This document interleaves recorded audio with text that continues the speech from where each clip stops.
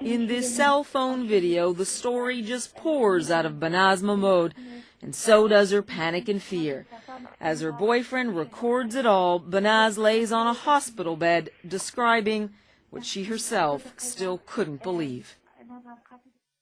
It was New Year's Eve 2005 in London, and Banaz's father, an Iraqi Kurd and devout Muslim, told her to grab her suitcase and go with him to her grandmother's. There, she was forced to drink alcohol to prep her for what was to come. She says, "I finished the drink, I finished all of it, and then he got up," she says, "and left the room." Banaz says when he came back, armed with surgical gloves, she was sure he would try to kill her.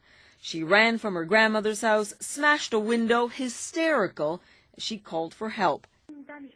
She ended up in hospital that night, her boyfriend at her side. As she told police the whole story, her family wanted her dead. Banaz had left an abusive marriage arranged by her family and then fell in love with an Iranian Kurd who wasn't part of her clan.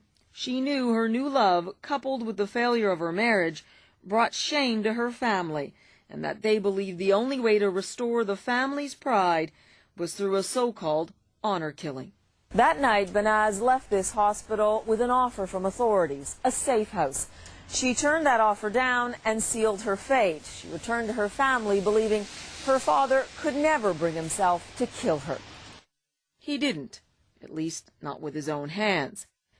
Just weeks after leaving hospital, Banaz was abducted by two men, raped, strangled with a shoelace, and then her naked body literally packed into this suitcase, only to be found months later buried in a suburban backyard miles from home, that shoelace still tied around her neck.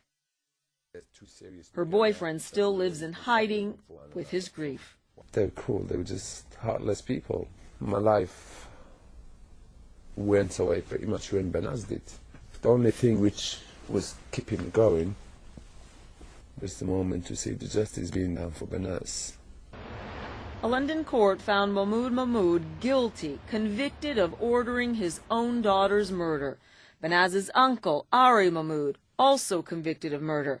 But two men charged with actually carrying out the crime fled back to Iraq. Banaz was a caring, loving young woman with the whole of her life in front of her.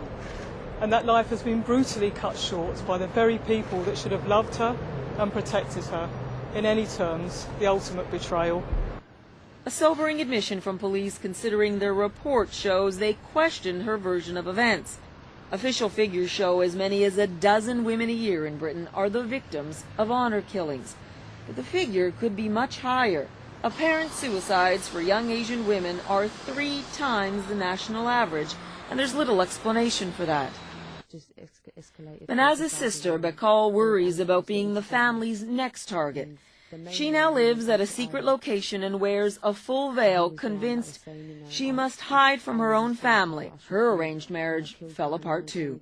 Just escalated to a big argument and all the uncles getting together.